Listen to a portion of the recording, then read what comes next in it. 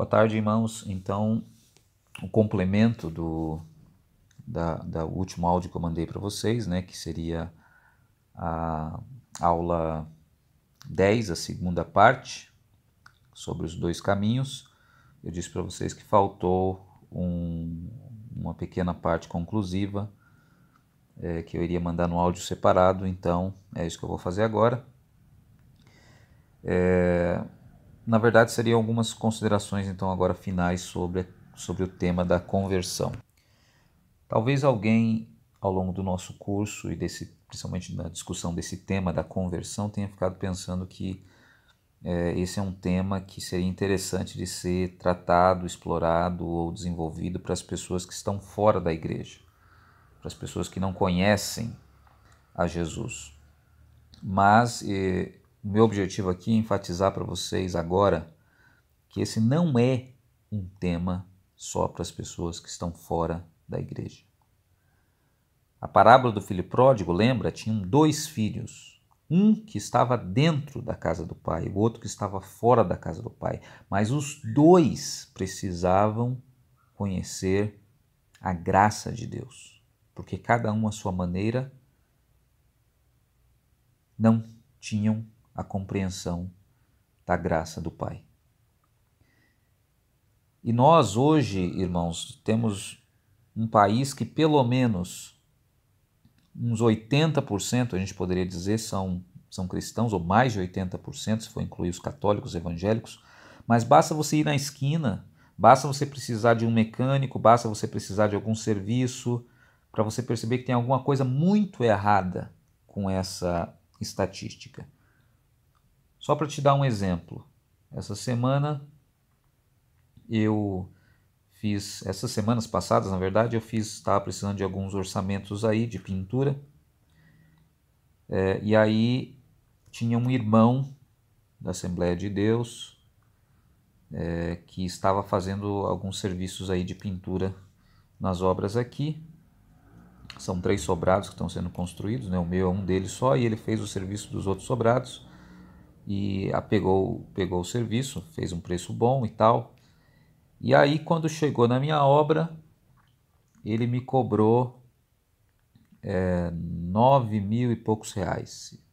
Eu achei estranho o custo que ele me cobrou, mas mesmo assim, um irmão, Assembleia de Deus, irmão para cá, irmão para lá, e falando, agora hoje eu estou indo para a reunião de oração, hoje tem ceia na igreja, tal, e me passou esse orçamento, eu fui correr atrás, uma outra pessoa pediu outros orçamentos, uma outra pessoa fez um orçamento para mim por 2.800, a mesma coisa que ele tinha cobrado, 9.200 reais. E aí eu fui falar com ele, quando ele veio me procurar para acertar tal, eu falei, olha, não dá para fazer porque esse preço está muito alto e se você quer saber, eu encontrei preços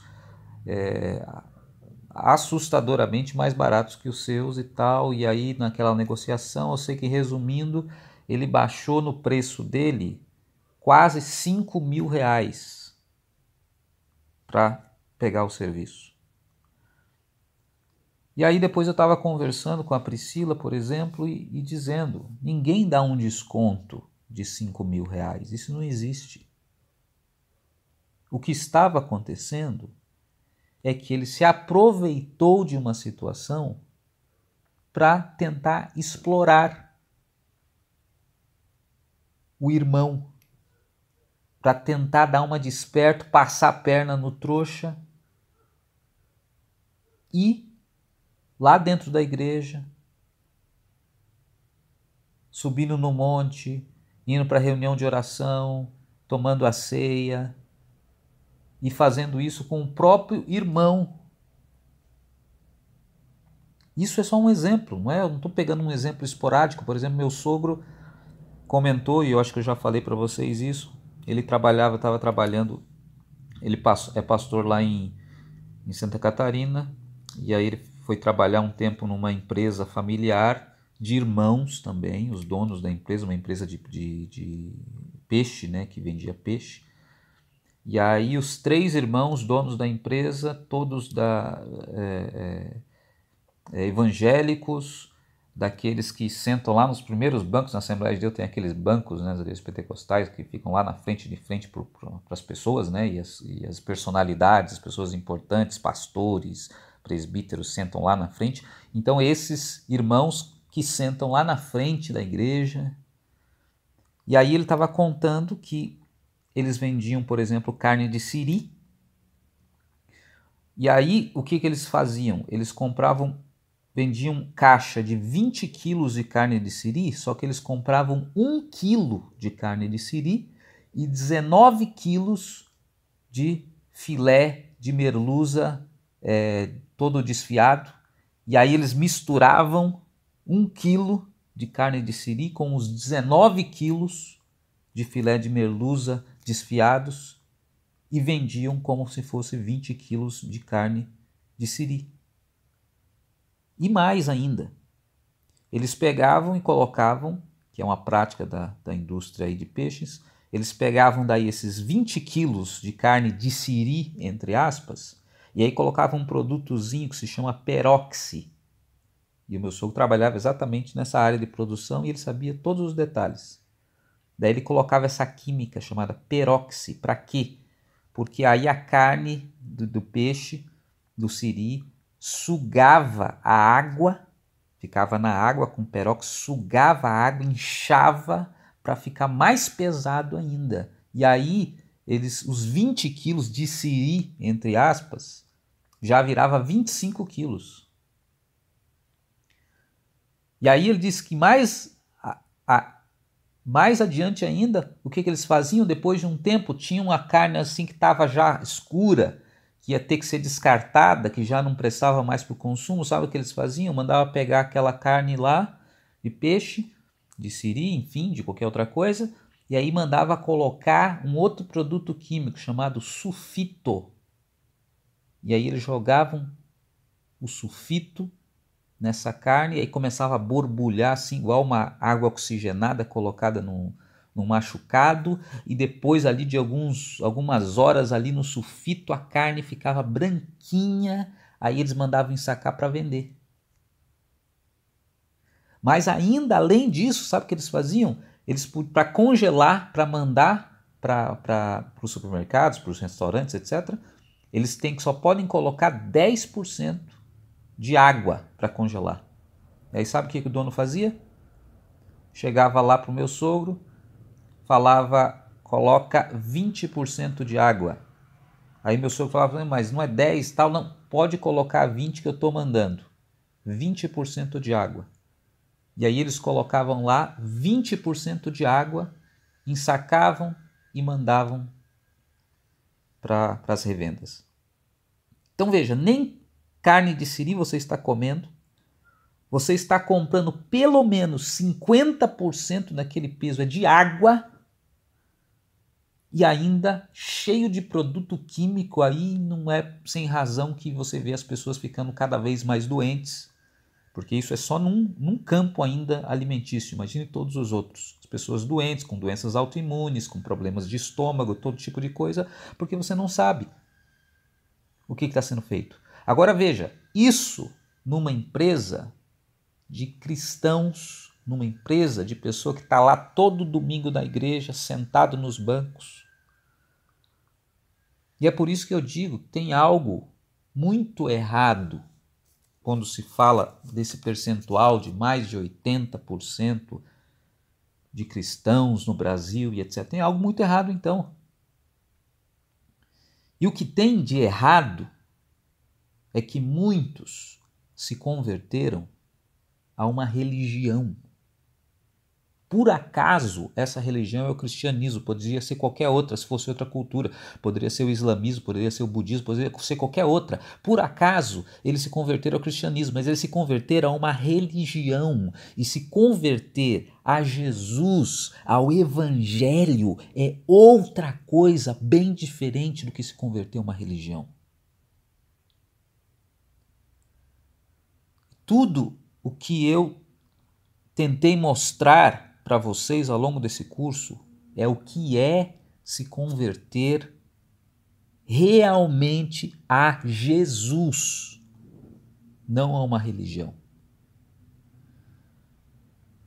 Essa conversão implica em você renunciar todos os seus méritos, a sua justiça, realmente se convencer disso e se converter à graça divina e passar a ser um imitador dessa graça divina, do amor divino que vai te impedir de ser esse cara de pau que esses caras são, ou esses farsantes que estão convertidos só a uma religião e não tem compromisso nenhum com Deus, com a vontade de Deus, com nada disso.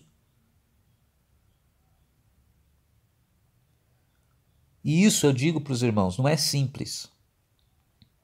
Se converter verdadeiramente à graça de Deus, compreender, aceitar, abraçar e se converter à graça, ao amor de Deus, isso passa necessariamente, como eu estava dizendo, uma batalha interior, a uma negação. Isso vai levar você à negação, exatamente porque nós não estamos falando de uma conversão a uma religião.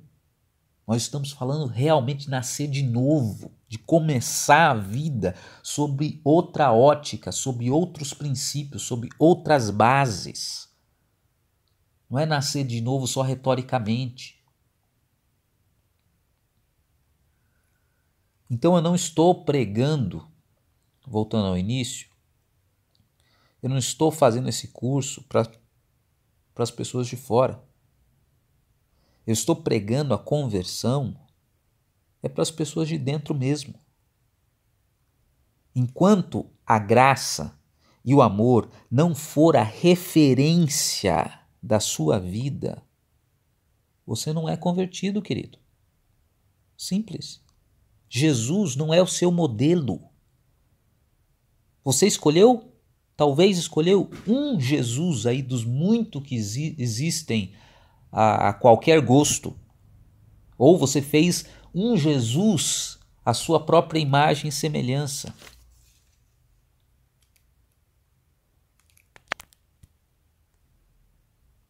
Mas é preciso se converter a o Jesus, que é o verdadeiro Jesus que está nos evangelhos. Então eu estou pregando conversão para os de dentro mesmo, que de repente não compreenderam a extensão do que representa o Evangelho, a mensagem de Jesus, ou não entenderam a extensão do que representa realmente se converter a Deus. E frequentemente está por aí atordoado pela confusão de falsos profetas que distorcem os ensinamentos de Jesus, que constrói Jesus, cada Jesus aí mais esdrúxulo que o outro. Então há algo realmente, irmãos, muito errado no Brasil com os cristãos, e isso que há de muito errado é porque as pessoas têm se convertido a uma religião, ao cristianismo, e a verdade é que poucos são convertidos a Jesus e ao Evangelho realmente.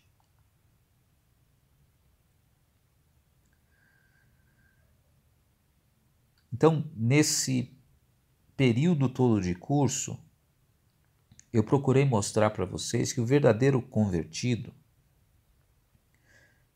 é aquele que a sua vontade não é o mais importante da sua vida, não é o que eu acho que é a palavra final.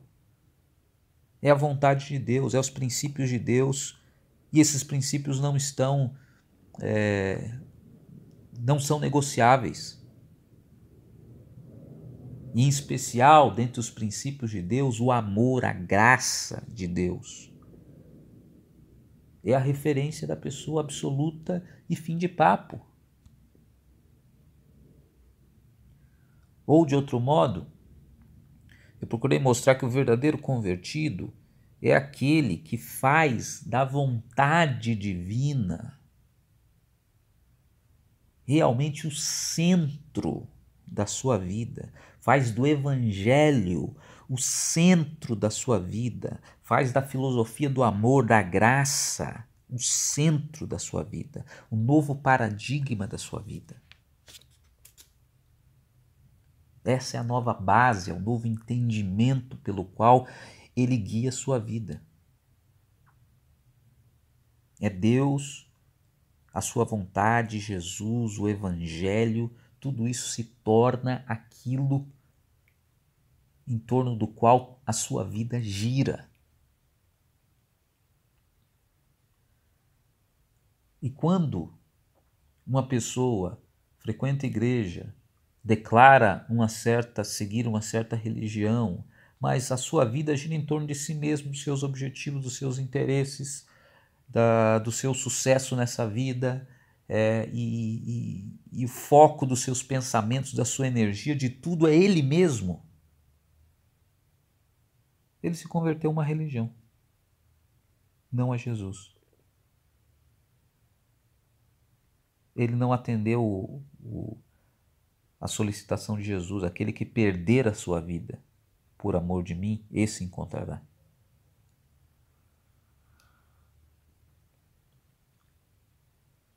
Por isso eu fiz aquele apelo para vocês irem no quarto de vocês, fazerem uma oração, dizerem a Deus que vocês compreendem o que é ser convertido e dizer que a partir dessa compreensão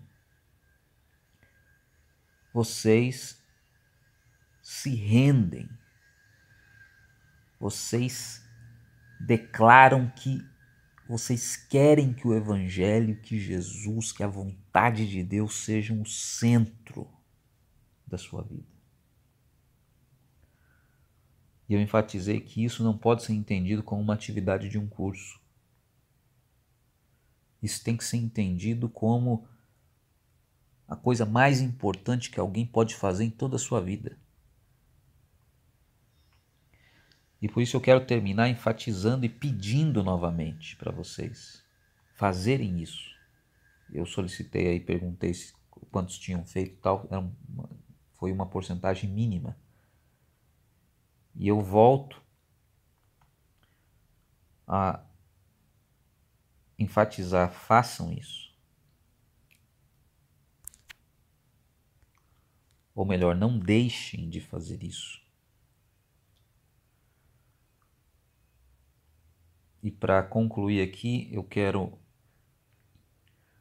deixar para vocês aqui uma música que eu penso que, pelo menos para mim, é um dos melhores exemplos de uma oração de conversão que eu já tive contato. E talvez não só um dos melhores exemplos, mas um dos mais sinceros exemplos de uma oração de conversão, que é uma música do Rodolfo Abranches.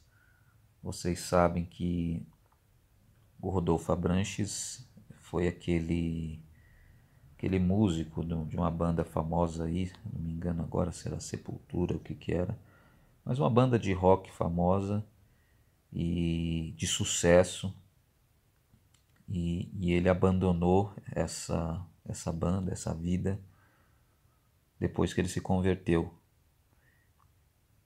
Então, é para mim um exemplo claro de uma pessoa que não se converteu a uma religião, uma pessoa que não se converteu a um clube, a uma moda, uma pessoa que se converteu verdadeiramente ao Evangelho porque foi capaz de deixar, de renunciar o sucesso, a fama que tinha, o dinheiro, o status, os prazeres, para seguir uma outra vida.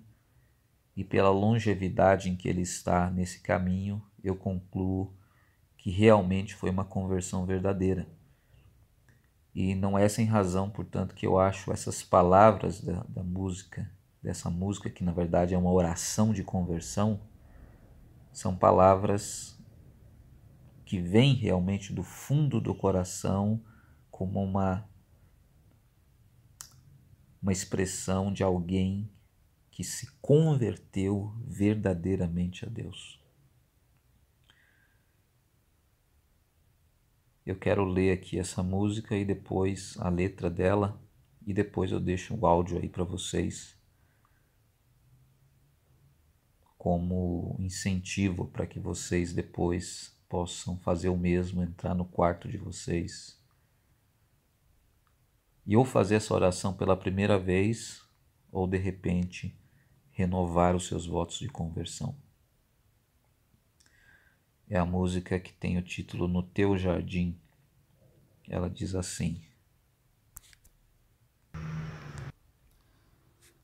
Todo-Poderoso, seja o centro do meu ser.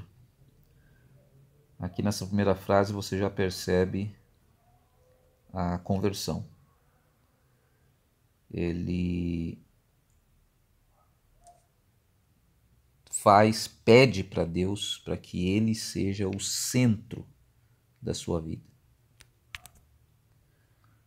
E como eu disse para vocês, a conversão ocorre exatamente quando você muda o foco da sua vida, quando você deixa de ser o centro da sua vida, quando você aceita ou renuncia à sua própria vida, né? Aceita perder a sua própria vida, como Jesus disse, para encontrá-la.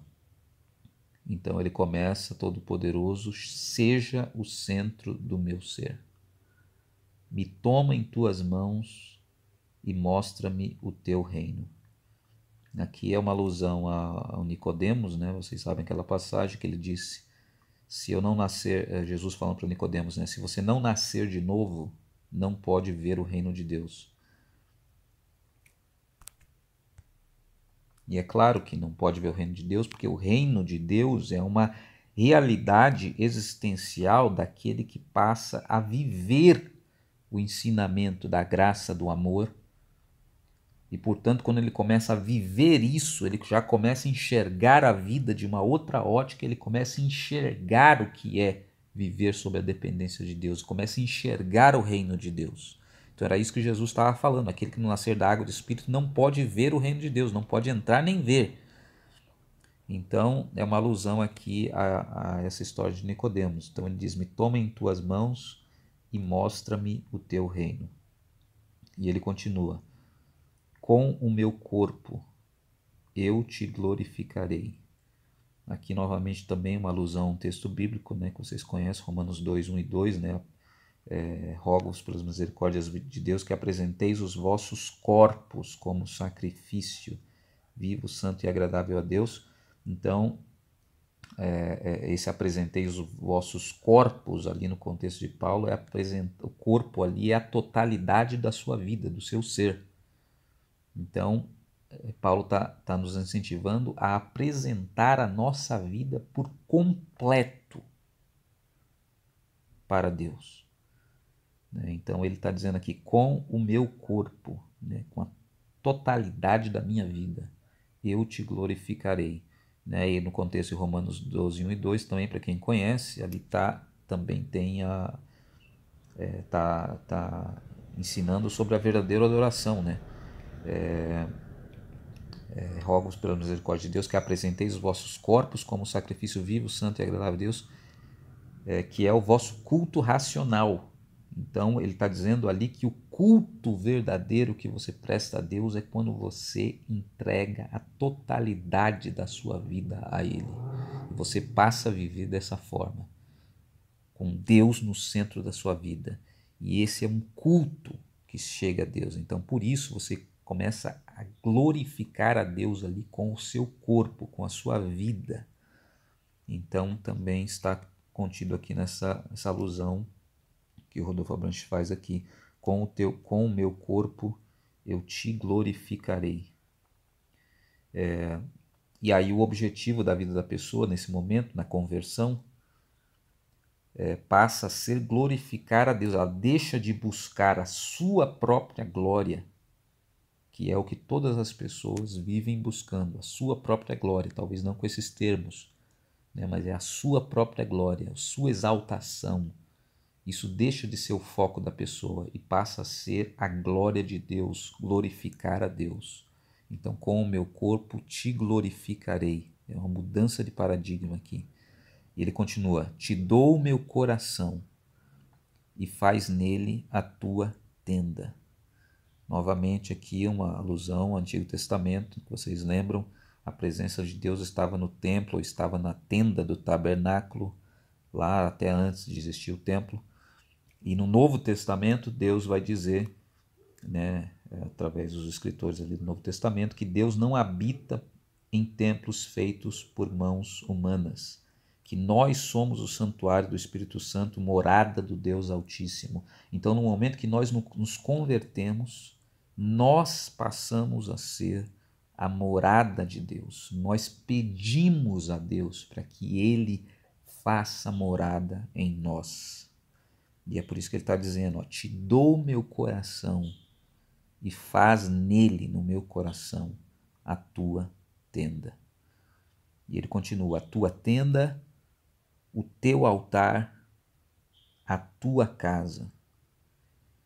E ele continua ainda, que eu seja o lugar onde tu és adorado. Então, novamente, faz nele a tua tenda, né? O teu altar, a tua casa. Então, continuando falando dessa analogia que havia no Antigo Testamento, que Deus estava no templo, Deus estava a casa de Deus era o templo, né? O altar era no templo onde estava a presença de Deus, e aí, nesse momento, no Novo Testamento, Deus faz a morada, o altar de Deus passa a ser a sua própria vida. E aqui essa última parte também muito importante, que eu seja o lugar onde tu és adorado, porque também uma alusão à mulher samaritana, né?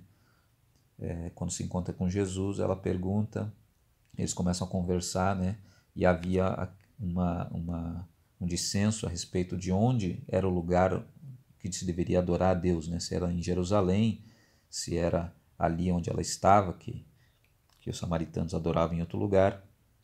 E Jesus fala assim que os verdadeiros adoradores, e a gente pode entender até os convertidos verdadeiramente, eles adoram o Pai em espírito e em verdade, ou seja, em qualquer lugar, fazendo qualquer coisa, em qualquer circunstância, porque agora eles não precisam mais de um lugar para adorar a Deus, eles são o lugar onde Deus é adorado, porque a sua vida, a totalidade da sua vida é entregue a Deus e tudo que eles fazem é para glorificar a Deus. Então tudo que eles fazem é um culto de adoração a Deus. Então veja aqui que a alusão que ele está fazendo é essa. Te dou meu coração, faz nele a tua tenda, o teu altar, a tua casa, que eu seja o lugar realmente onde tu és adorado. Noite e dia. E aí ele termina a música, eu estou em ti, tu estás em mim. Né? Aqui a alusão também a João capítulo 17, né? Falando lá da Jesus na oração sacerdotal, Jesus dizendo que ora para que nós sejamos um, como eles, como a Trindade é um, e que eles sejam um em nós também. Então a conversão, essa mudança de foco, que o centro passa a ser Deus, e aí você passa a ser um com as outras pessoas pela graça, pelo amor, pela filosofia do amor, e isso te conecta com Deus e faz você ser um com Deus também. E aí então ele está dizendo, agora, já num outro tempo, né? Eu estou em ti após a conversão e tu estás em mim. Ele é tomado por uma certeza, por uma convicção, ele sabe que ele está em Deus e que Deus está nele. Né? Intuitivamente, ele pode não ter os meios racionais para explicar, mas ele já sabe, ele simplesmente professa, eu estou em ti, tu estás em mim. E ele conclui, como foi no teu jardim, Senhor. Então, voltando à origem, ao estado original de felicidade da humanidade, quando eles viviam dentro do paradigma da graça, do amor, que sustentava o jardim, e eles eram um com Deus, que é a casa do Pai, na parábola do filho pródigo. E aí as últimas palavras, né? Tu és santo, tu és santo e quero ser como tu és, né? Então ele passa a querer imitar a Deus em todas as suas dimensões, concretizando a conversão aqui dessa oração. Então, essa música é um dos melhores exemplos de uma oração de conversão que eu já tive contato. E é realmente, para mim, uma oração muito sincera que nasceu ali de um momento profundo de constrangimento na presença de Deus. E, portanto, eu acredito que é um bom exemplo para vocês considerarem quando forem fazer esse momento no quarto de vocês. Então é isso. Concluo aqui a parte sobre a conversão. Enfatizo, não deixe de fazer esse tempo, ter esse tempo com Deus. E eu espero que esse primeiro módulo do curso realmente tenha feito uma diferença na sua vida. Deus abençoe e até a próxima, até o módulo 2. Um abraço. Todo-Poderoso, seja o centro do meu ser, me toma em tuas mãos e mostra-me o teu reino.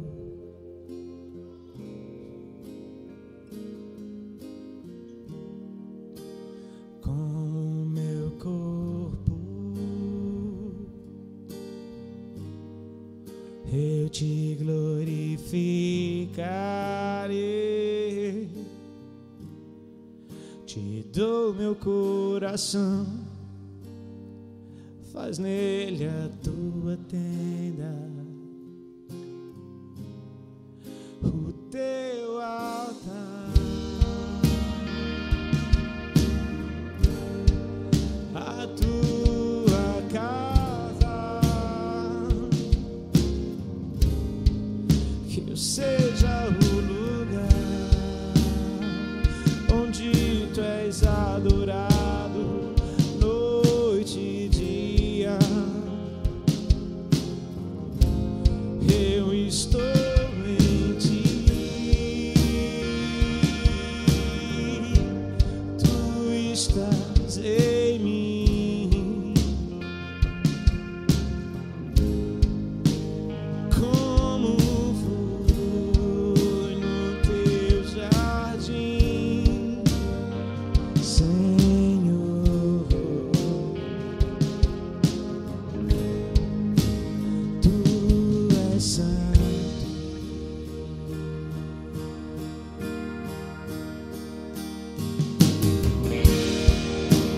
Todo-Poderoso, seja o centro do meu ser, me toma em tuas mãos e mostra-me o teu reino.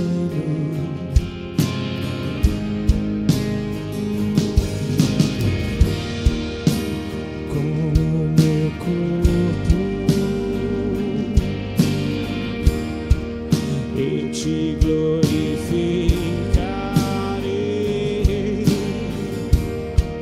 te dou meu coração, faz nele a tua tenda, o teu altar, a tua casa, que seja o lugar onde tu és adorado, noite e dia.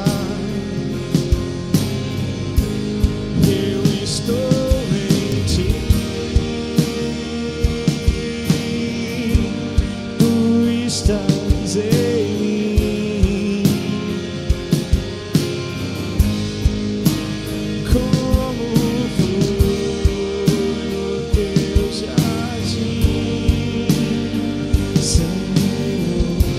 Deixa Ele dançar contigo nessa noite.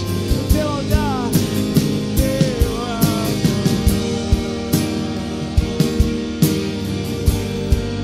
a tua casa, que seja o lugar onde tu és adorado, noite e dia. Sejamos um. Eu estou em ti, tu estás em mim, como foi no teu jardim, Senhor. As vozes dizendo no teu altar.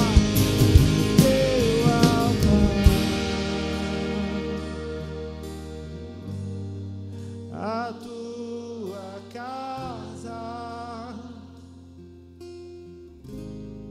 que eu seja o lugar onde tu és adorado, noite e dia. Eu estou em ti, tu estás em mim, como foi no teu jardim, Senhor. Eu estou em ti, eu estou em ti, tu estás em mim, como foi no teu jardim, Senhor.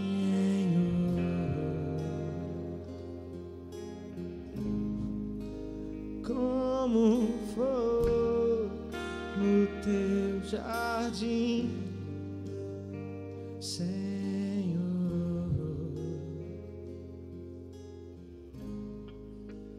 Tu és santo.